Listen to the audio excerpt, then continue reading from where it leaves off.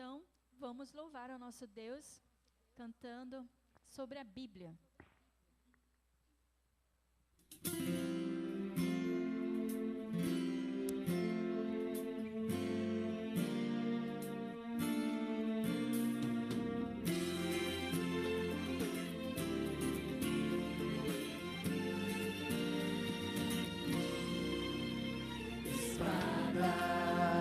Escudo, luz que ilumina o caminho escuro, tesouro, pergaminhos, escritos que revelam segredos ao mundo, é toda a divindade impressa com coragem em simples folha de papel,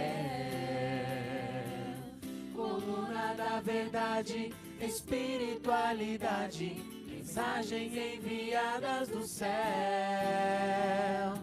A Bíblia é regra de fé, a palavra de Deus, a voz do Senhor.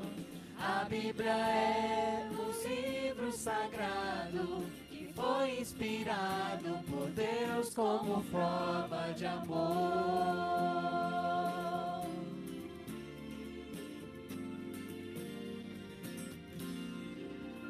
Tesouros, pergaminhos, escritos que revelam segredos ao mundo, é toda a divindade impressa com coragem em simples folha de papel,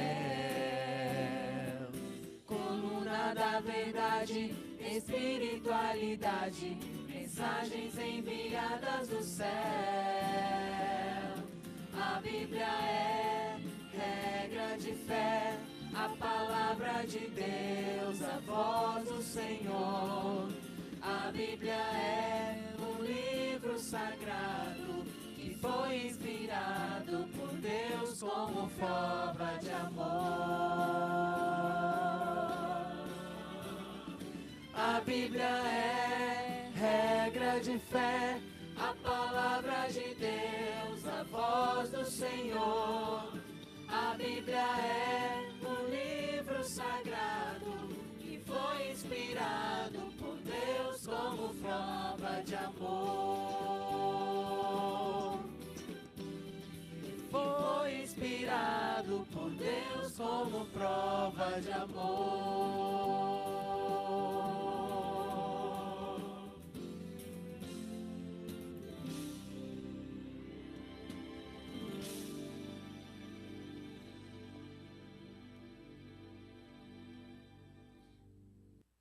Vamos cantar sobre a palavra de Deus. A palavra de Deus é luz, ela é vida.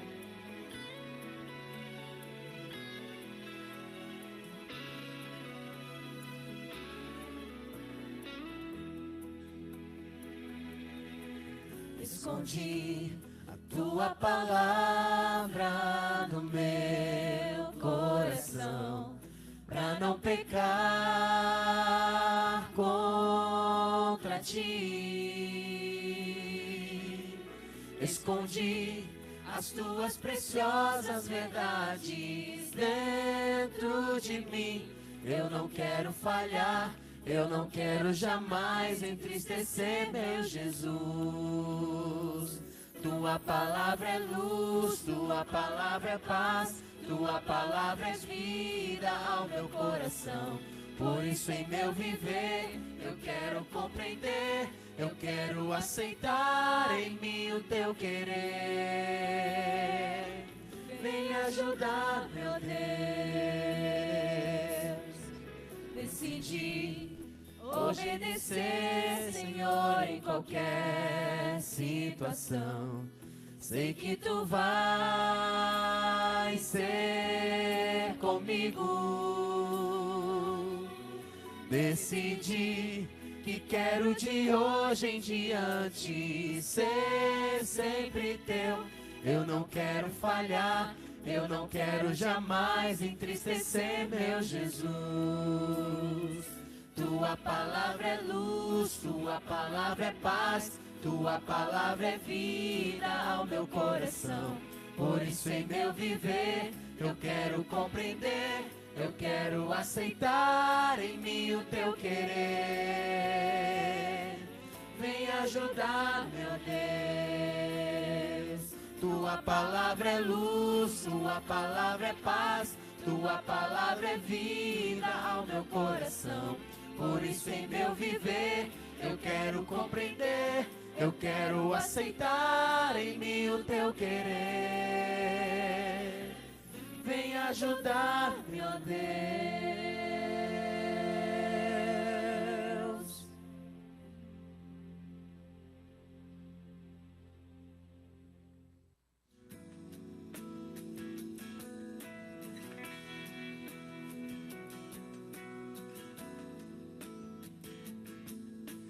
Luz do mundo, vieste à terra pra que eu pudesse te ver. Tua beleza me leva a adorar-te, quero contigo viver. Vim para adorar-te, vim para prostrar-me, vim para dizer que és meu Deus, és totalmente amável, totalmente digno, tão maravilhoso para mim.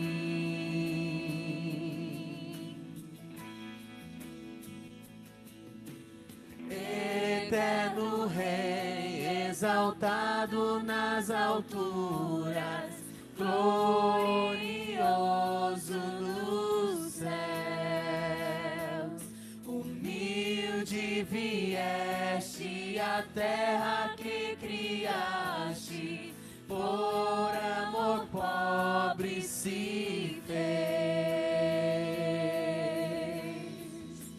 Vim para adorar-te, vim para prostrar-me, vim para dizer que és meu Deus, és totalmente amável, totalmente digno, tão maravilhoso para mim.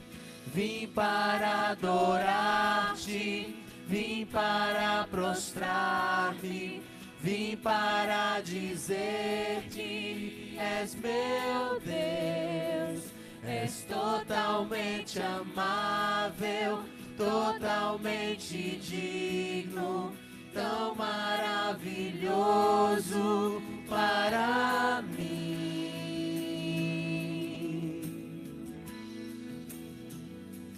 Eu nunca saberei o preço dos meus pecados lá na cruz. Vim para adorar-te, vim para prostrar-me, vim para dizer que és meu Deus, és totalmente amável, totalmente digno, tão maravilhoso para mim.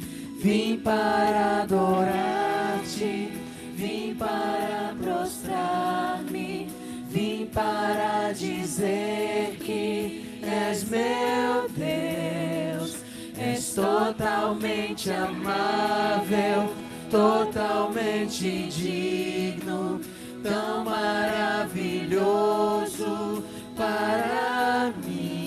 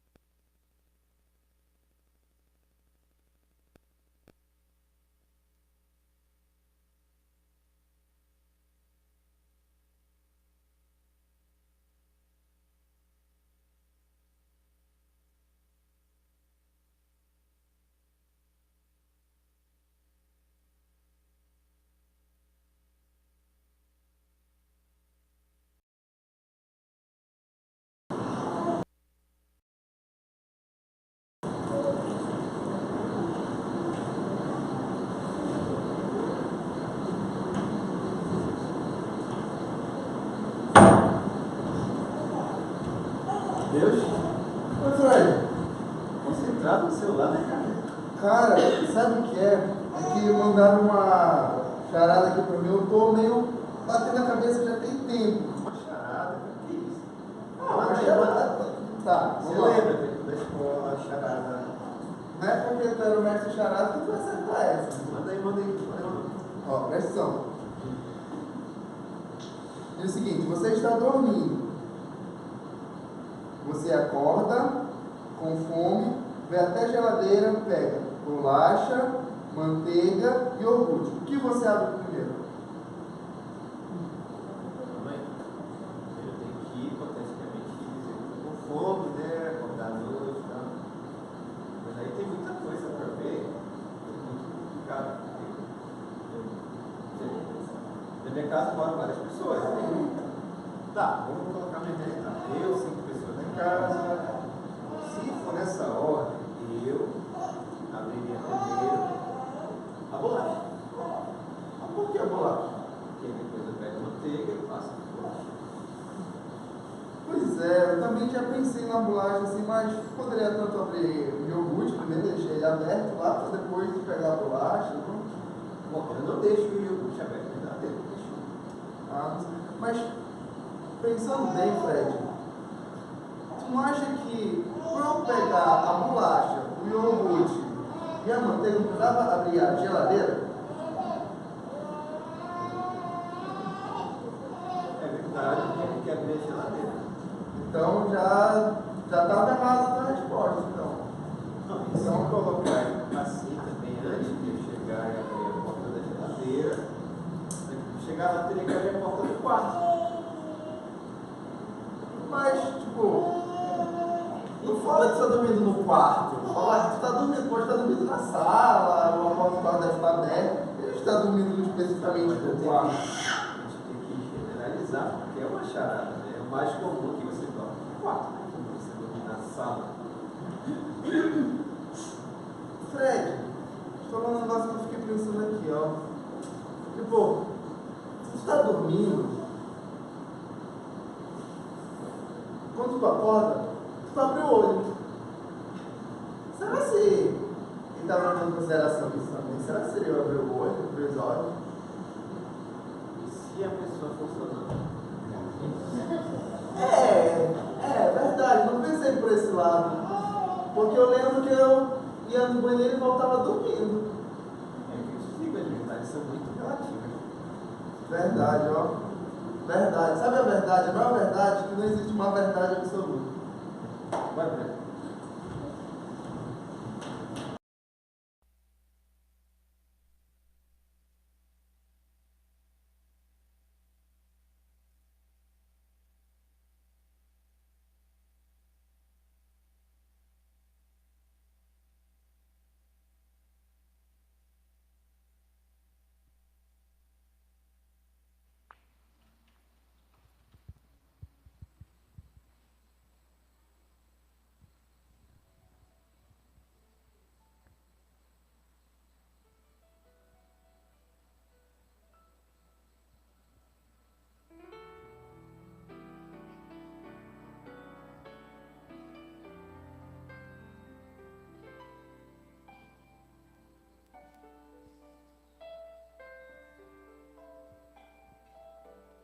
Somente Deus é quem pode transformar um coração que ferido está.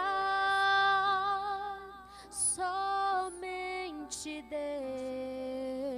Deus, somente Deus.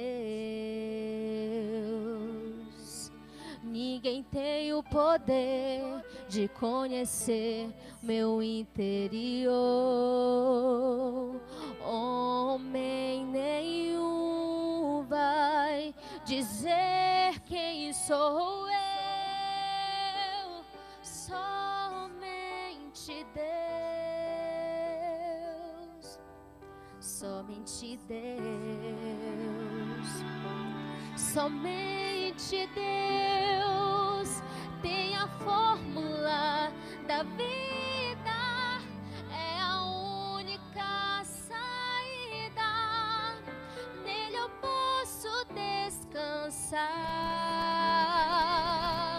Somente Deus alimenta minha alma, teu Espírito me acalma, meu socorro vem de ti.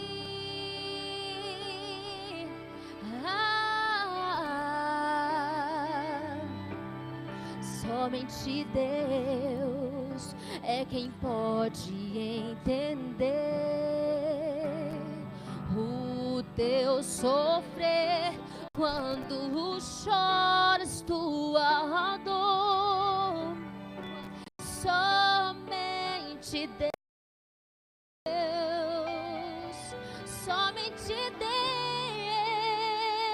Deus, Ele é o Pai, o eterno Criador. Fale com Deus que Ele vai te socorrer. Somente Deus, somente Deus, somente Deus tem a fórmula da vida, é a única saída, nele eu posso descansar. Somente Deus alimenta minha alma, teu Espírito me acalma, meu socorro vem de ti.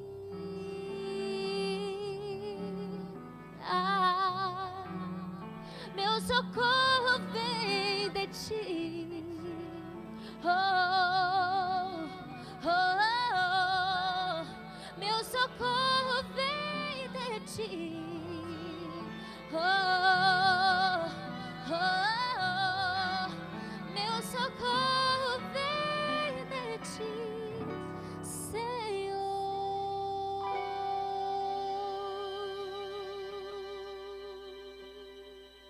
Amém.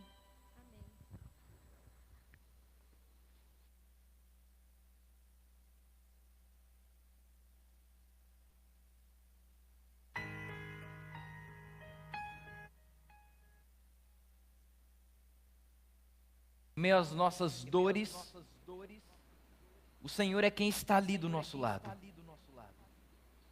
Como acabamos de ouvir nessa música, somente Deus, somente o Senhor é capaz de entender cada lágrima que nós derramamos.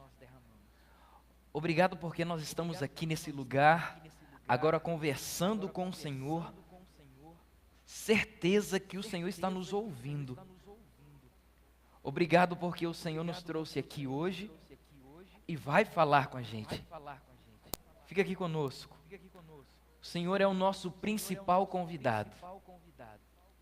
Nós pedimos que o Senhor não fique só neste espaço, mas que também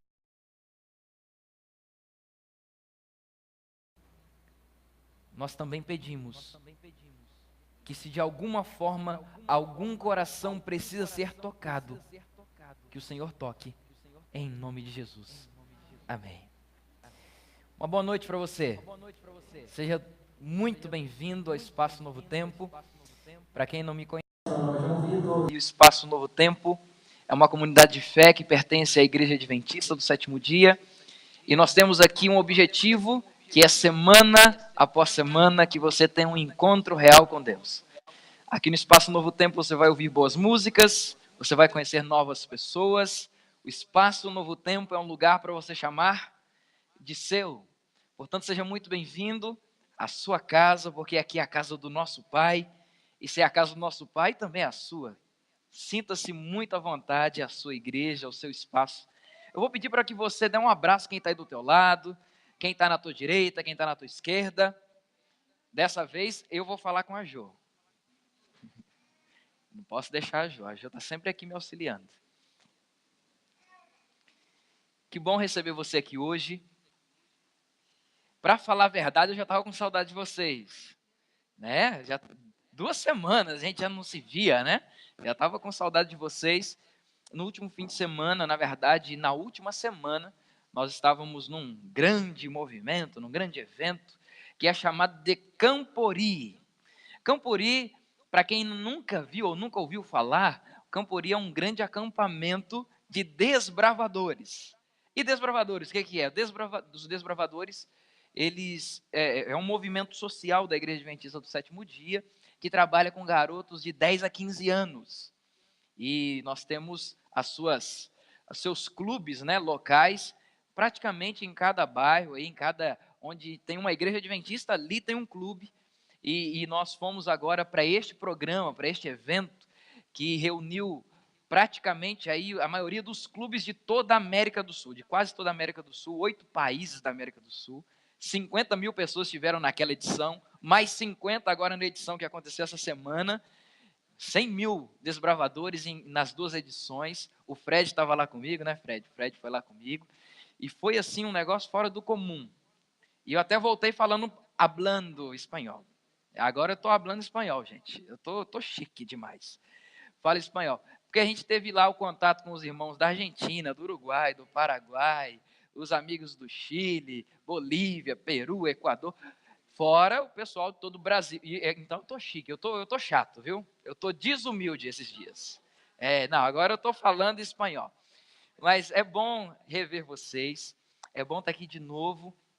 E nós estamos hoje dando sequência à nossa série. Semana passada a Manu esteve com vocês. Eu pude acompanhar pela internet, assistir o programa pela internet. Tem muita gente que não vem assistir pela internet.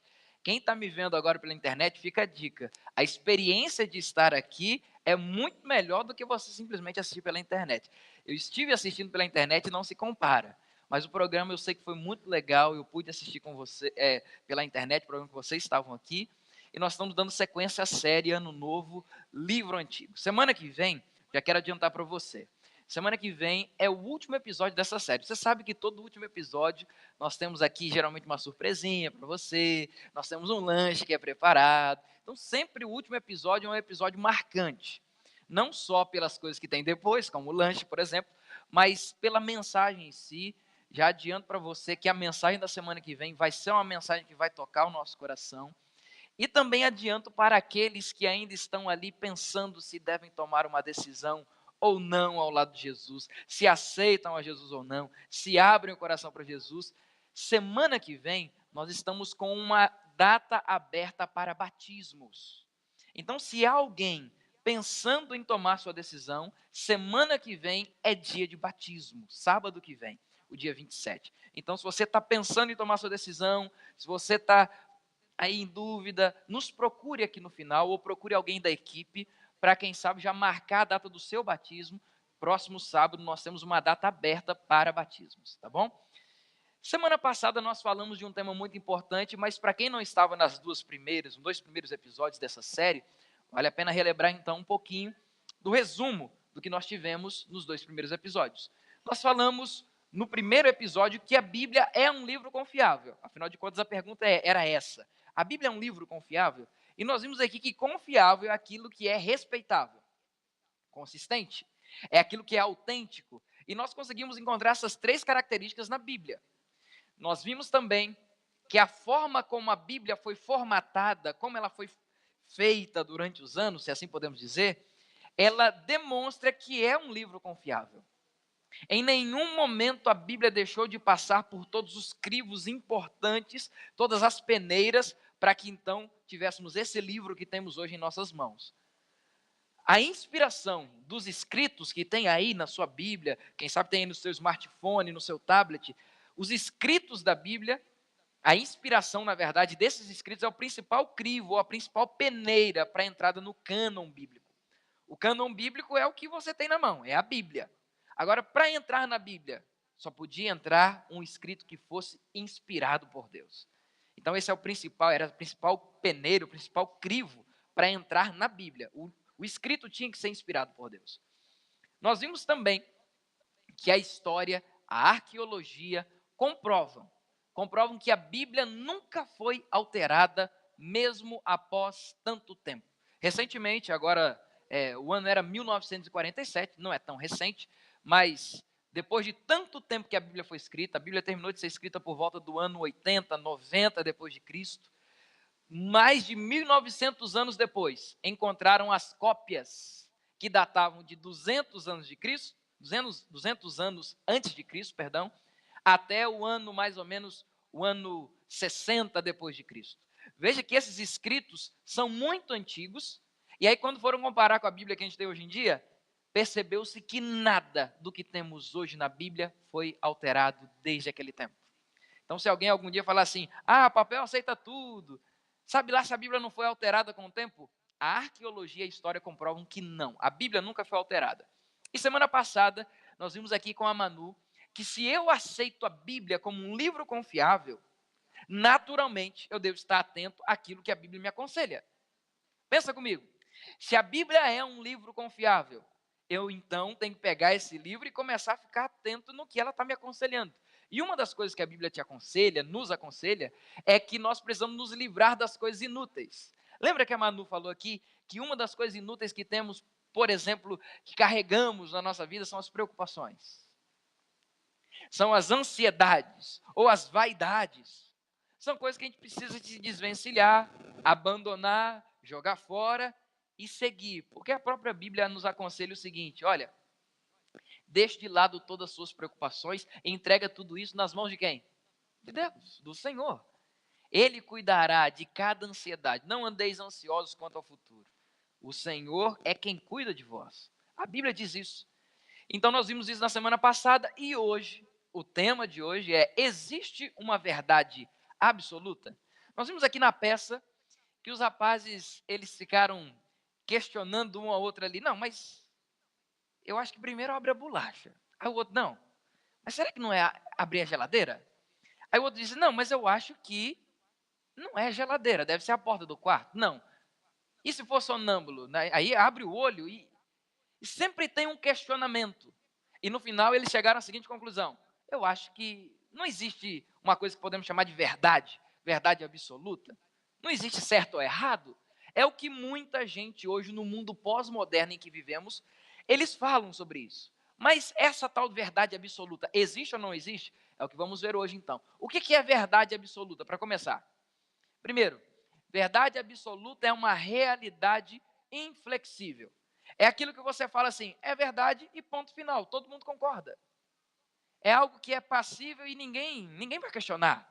Por exemplo, se eu perguntar para vocês, eu queria que respondessem num só coral. Vamos lá, perguntar para vocês, quem descobriu o Brasil? Vocês são bons de história. Aí já vem um e fala, foram os índios. Aí vem o outro e fala assim, não, mas eu acho que alguém veio antes dos índios para trazer os índios. Você já parou para analisar que para nós é uma verdade absoluta? Pedro Álvares Cabral descobriu o Brasil. Mas aí alguém pode questionar. Para nós é uma verdade absoluta, uma realidade inflexível de que foi Pedro Álvares Cabral que descobriu o Brasil. Mas será que foi mesmo? Verdade absoluta é isso. Nós acreditamos e ponto final. É isso, essa é a verdade absoluta. Verdade absoluta são fatos fixos, inalteráveis, invariáveis. Quer ver uma coisa que muita gente tem dúvida? Para quem é cristão, como eu, por exemplo, eu creio uma coisa, mas para quem não é cristão vai crer em outra. Quem veio primeiro, o ovo ou a galinha? E os cristãos vão dizer que veio primeiro a galinha, porque Deus primeiro fez as criaturas já formadas ali. A galinha já estava grandinha, depois ela pôs o ovo. Os cristãos creem dessa forma, mas outros vão dizer que não. Veio primeiro o ovo, outros vão dizer que nem o ovo nem a galinha. Você consegue entender como é complicada essa questão de verdade absoluta e verdade relativa? Absolutismo, relativismo. Existe uma luta muito grande. E o pós-moderno, a mente pós-moderna, que é a sua mente, a mente das pessoas que estão ao nosso redor, elas pensam que não existe uma verdade absoluta. Só existe verdade relativa. E aí? Aonde nós chegamos nessa situação toda? Vocês já viram um personagem da escolinha do professor Raimundo que dizia há controvérsias? Lembram dele? O nome dele era Pedro Pedreira. E sempre que chamava o nome dele na chamada lá, ele dizia assim, pedra 90, só enfrenta quem aguenta. Ele é quase assim, totalmente avesso ou totalmente contra a uma verdade absoluta. O professor chegava e dizia assim, é isso, ele dizia, há controvérsias, me prove. Esse é o relativista, ele não crê na verdade absoluta. Alguém disse há muito tempo atrás que era assim, e ele diz, não, não é bem assim, sabe lá se é verdade ou não? Me prove. Eu queria que vocês relembrassem um pouquinho disso nesse vídeo. Seu Pedro Pedreira. Pedra 90 só enfrenta quem aguenta. Castro Alves. Castro Alves. Alves. Aquele poema que ele estava recitando ali me lembrou de longe um navio negreiro. Eu fiz uma junção, ó. Castro Alves. Castro Alves, grande poeta e defensor da causa abolicionista. Ele morreu jovem. Jovem em que sentido? Todos. Antônio de Castro Alves morreu com 23 ou 24 anos de idade. Um menino. Me convença. Não vai me aborrecer. Eu não tenho que lhe convencer de nada. O poeta morreu tuberculoso. Há controvérsia? Nenhuma. E dessa vez não adianta pedir provas. Porque, pelo menos documentais, em papéis elas existem. Papéis? Ora, os papéis. Papéis aceitam tudo. Eu só quero saber uma coisinha. 2 perguntas. Sim. Primeira. Este senhor Alves, alguma vez foi entrevistado pela grande Glória Maria e, aproveitando a oportunidade ao vivo e a cores para todo o Brasil, dedicou-lhe um dos seus versos? Não. Segunda. Há alguma gravação que prove a participação deste senhor Alves no programa Tribuna Livre do senhor Roberto Canágio, defendendo a causa abolicionista? Não. Então não me venha com churumelo. Que isso? Você é maluco? Não, senhor. Sou realista. E é em nome desta realidade que sustento. Castro Alves morreu velhinho, aos 83 anos de idade, em Jacarepaguá, Rio de Janeiro, no Retiro dos Artistas. Não foi nem na Bahia? Não, que Bahia? Fugiu de lá, não aguentava mais ouvir a Daniela Mercury. Eu vou lhe dar um 0, poético e profético. 0 não é argumento, não convence ninguém. E cuidado comigo, porque voltarei a ter imunidade. Imagina, bota um 10 pra ele. Eu tenho medo desse homem bipelo. Tá aí. Eu destaquei na fala do Pedro Pedreira algumas frases que são muito características de pessoas que são relativistas, que não creem na verdade absoluta. Olha só, geralmente o relativista, ele usa essas frases aqui. Ele diz, me convença. Você diz assim, foi Deus que criou o mundo. Ele diz o quê? Me convença. Você diz assim, foi Pedro Álvares Cabral que descobriu o Brasil. Ele diz, me convença. Geralmente, eles vão dizer, papéis aceitam tudo. E nós já vimos aqui que muita gente usa esse argumento contra a veracidade da Bíblia, de que a Bíblia provavelmente tenha sido alterada. E nós vimos aqui que a arqueologia e a história comprovam que não foi alterada. Geralmente o relativista vai dizer assim, eu sou realista. Você vai dizer, cara, você está duvidando que Pedro Álvares Cabral descobriu o Brasil? É isso? Você está ficando maluco? Ele diz, maluco não, eu sou realista. Essas frases são muito características, mas tem algo importante nesses relativistas, porque hoje existe um grupo que é muito peculiar nesse tipo de pensamento relativista. Tudo é relativo, nada é absoluto. São os humanistas e geralmente os ateus. Eles pensam dessa forma, eles têm esse tipo de pensamento. Eles dizem, não existem absolutos, não existe nada que é fixo, não existe nada que é imutável, nada que nunca vai mudar. Não existe nada fixo. Eles dizem geralmente o seguinte, a verdade é relativa, não é absoluta. Sabe aquela história assim? O que você acha? Você acha que essa cor aqui é azul ou é verde? Ele vai dizer assim, cara, tá todo mundo dizendo que é azul, mas para mim é relativo. Um pode enxergar que é verde, o outro pode enxergar que é azul, o outro pode até enxergar que é vermelho. Esses são os relativistas. Eles nunca vão dizer que existe, de fato, uma verdade absoluta. E eles dizem geralmente o seguinte, ninguém sabe qual é a verdade. Ninguém pode dizer verdade é isso ou verdade é aquilo. Porque verdade para eles não existe uma verdade absoluta. Sempre vai ser relativo. E essa é a palavra-chave entre os relativistas. A palavra é depende. Como assim? Depende, pastor. Você chega para ele e diz assim: você acredita que, por exemplo, trazer aqui uma verdade bíblica. Você acredita que Jesus vai voltar? Sabe o que ele vai dizer? Depende. Depende do que você está falando sobre Jesus vai voltar.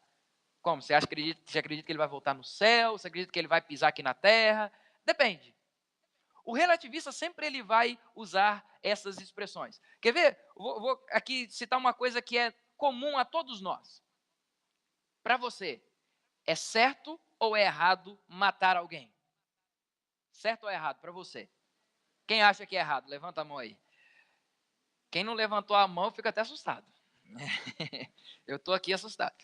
Mas todo mundo vai concordar de que matar alguém é errado. Se você pergunta para um relativista se é certo ou errado, ele vai dizer, depende. Depende, sei lá. Vai que é em legítima defesa? Então, esses pontos são, de certa forma, perigosos. Nós vamos ver por quê.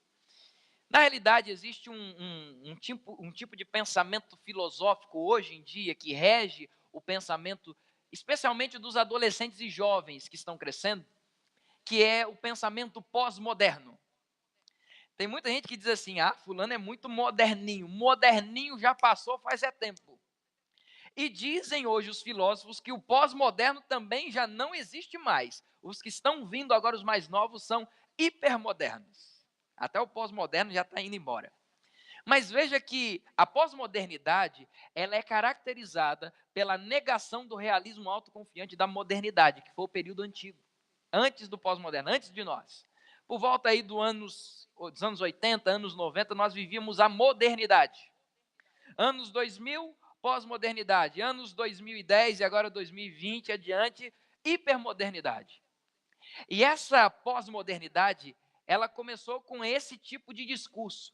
Vamos negar tudo quanto é de realismo, tudo quanto é palpável, tudo que o povo diz que é verdade, nós negamos.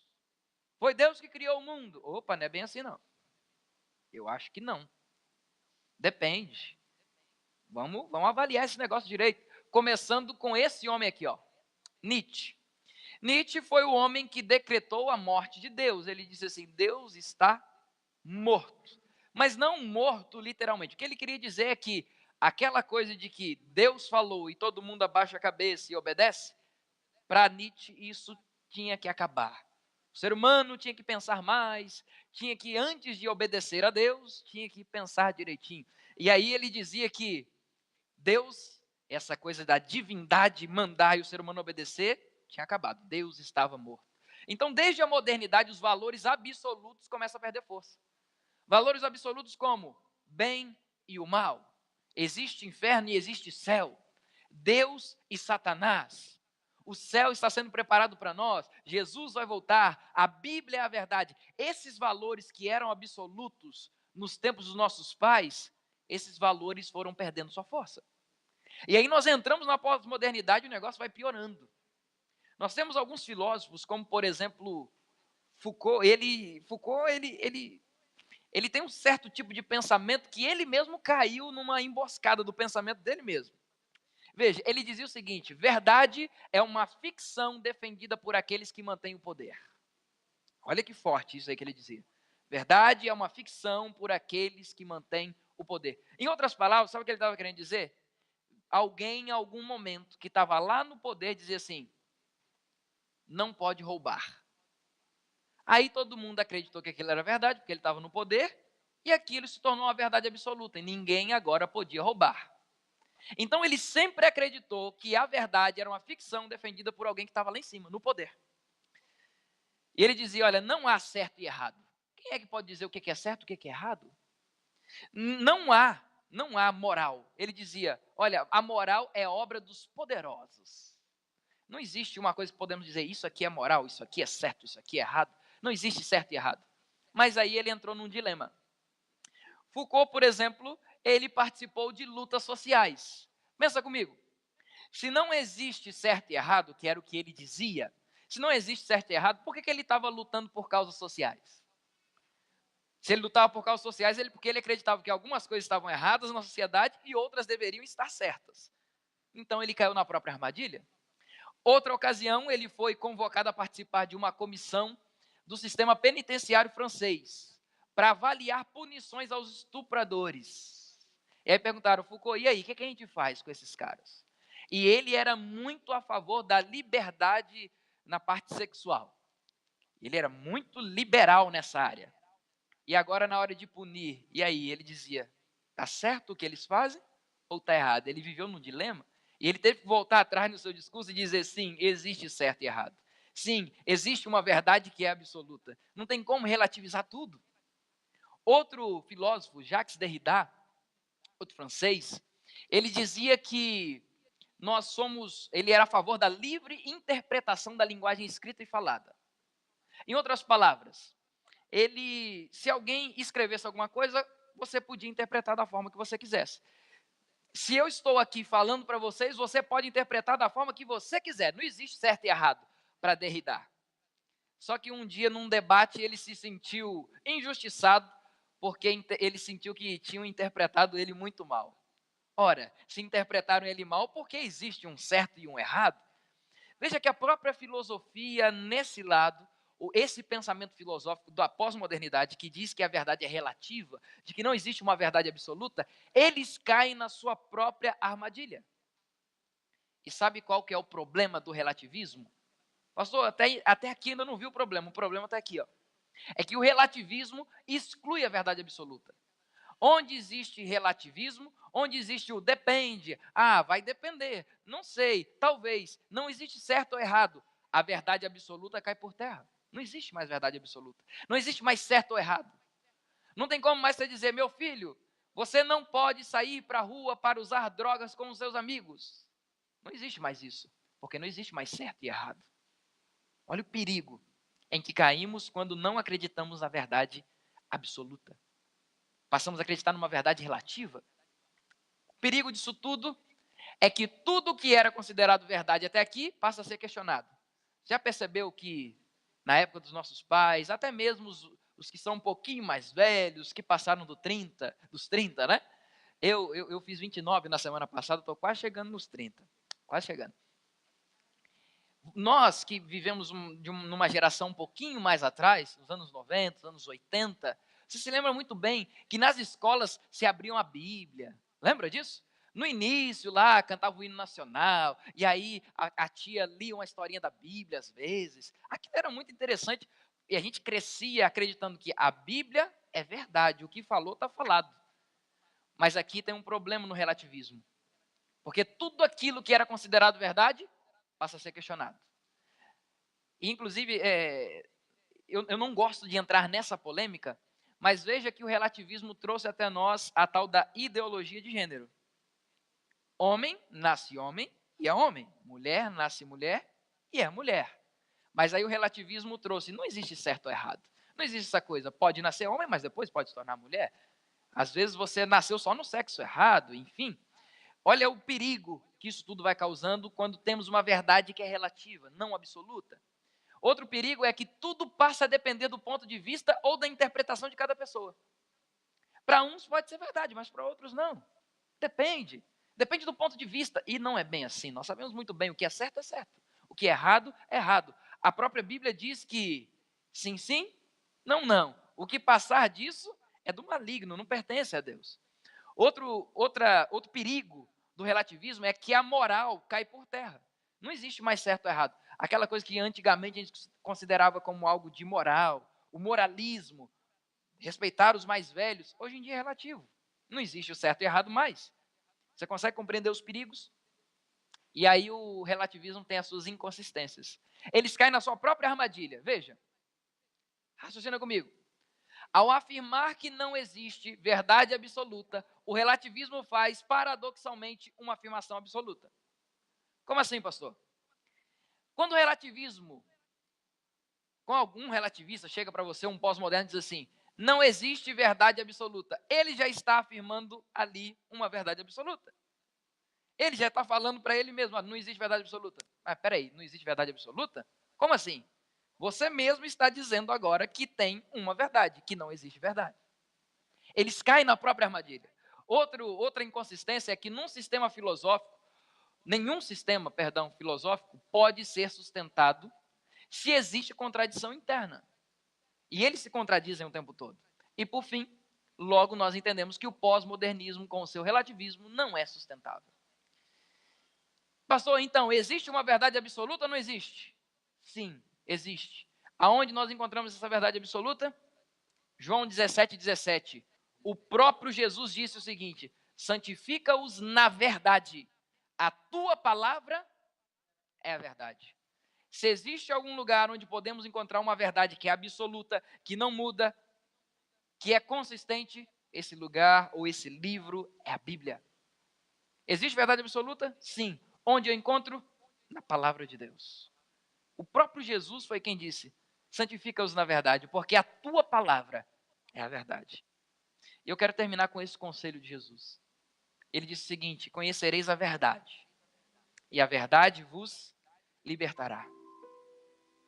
Provavelmente esteja falando para alguém que frequenta o Espaço Novo Tempo já há algum tempo e tem tido contato com a verdade da palavra de Deus, a verdade absoluta. Tem chegado em casa, às vezes lê sua Bíblia, Deus fala com você. Você já percebeu que algumas mensagens às vezes você vem aqui, escuta e parece que é Deus falando direto no teu coração? Isso não é à toa.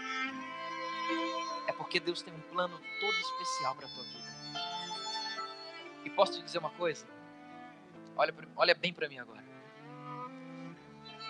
Jesus Cristo não te trouxe hoje, nesse lugar, mais uma vez, à toa. Não foi à toa.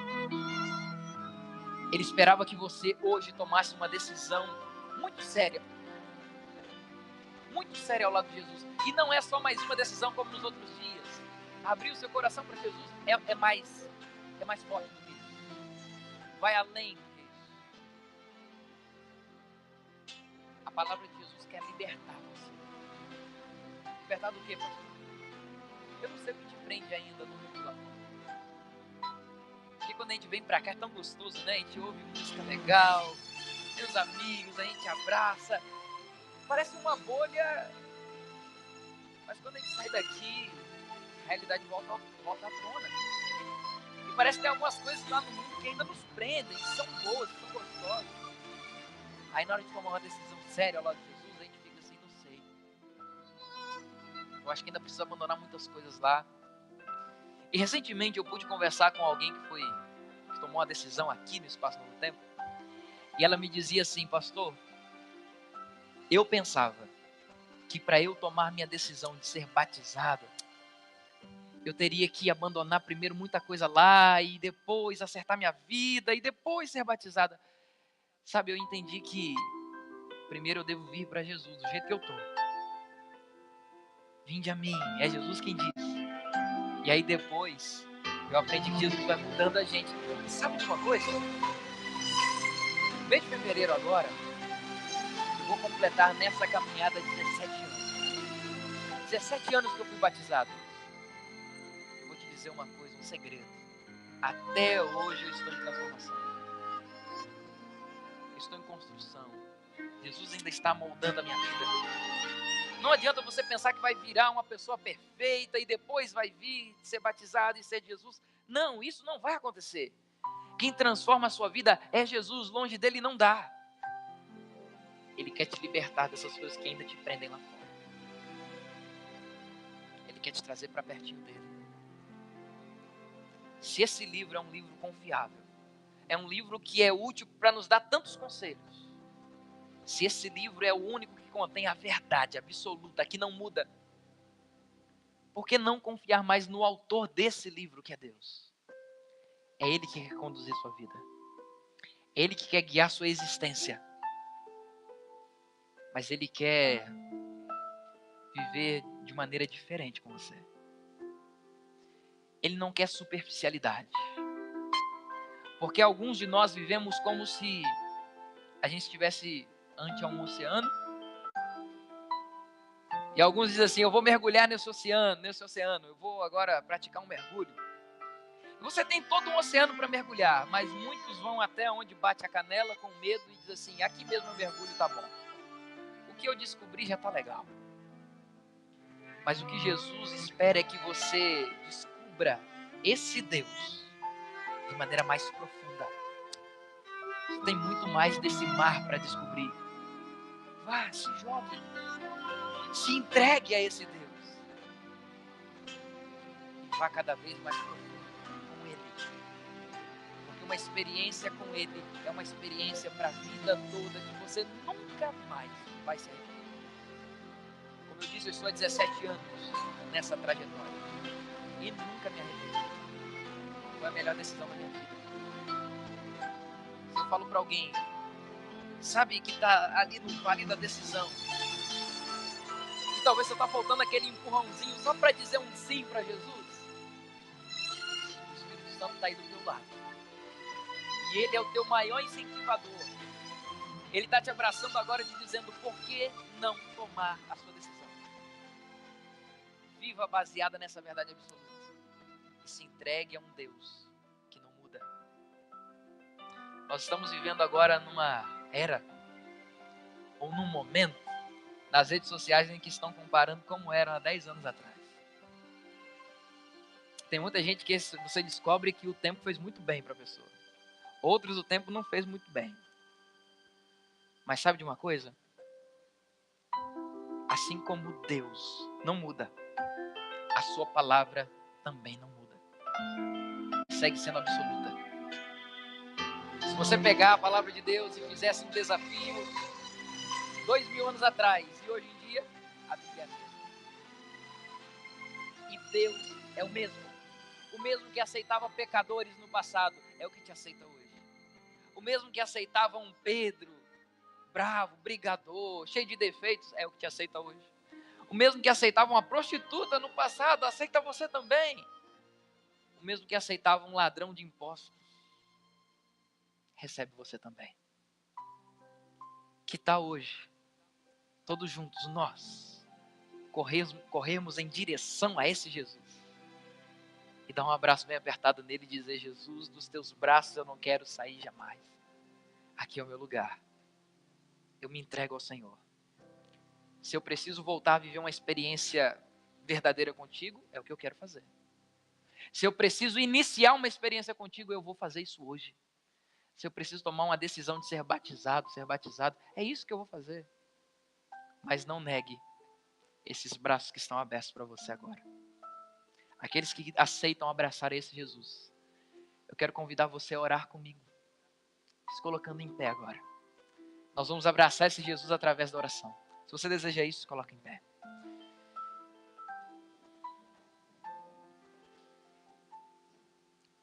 Vamos falar com Deus. Querido Pai, o mundo pós-moderno é relativo. O mundo pós-moderno não tem certo nem errado. Mas nós, ó Deus, somos baseados e queremos viver uma vida baseada na Tua palavra que não muda, que traz uma verdade absoluta, num Deus que não muda. Por isso, Pai, a nossa entrega, a nossa decisão é essa. Não queremos, ó Deus, olhar para o que nos prende lá fora ainda. Nós queremos que a Tua verdade nos liberte de tudo que ainda nos segura e nos atrapalha de uma decisão. Eu sei que tem gente orando comigo agora, ó Deus, pensando se deve ou não tomar uma decisão para ser batizado. Toca esse coração. Não permite essa pessoa continuar adiando. Eu sei que tem gente que está orando comigo agora que está muito distante do Senhor. Permita essa pessoa também tomar uma decisão de voltar para os teus braços. Aceita a nossa entrega. Aceita a nossa decisão. Toca a nossa vida. É o que pedimos. Em nome de Jesus. Amém. Pode se sentar. Que Deus te abençoe. Que Deus te dê uma semana muito feliz. Eu adianto já o convite para a próxima semana. Não falte o último episódio dessa série. Ano Novo, Livro Antigo. Nós vamos saber que transformação esse livro pode fazer na vida de uma pessoa. E não se esqueça que se você está aí pensando em tomar sua decisão, ser batizado ou não, semana que vem nós temos espaço em nossa agenda para batismos. Que Deus abençoe e mais uma vez desejo uma semana muito feliz e abençoada para todos nós.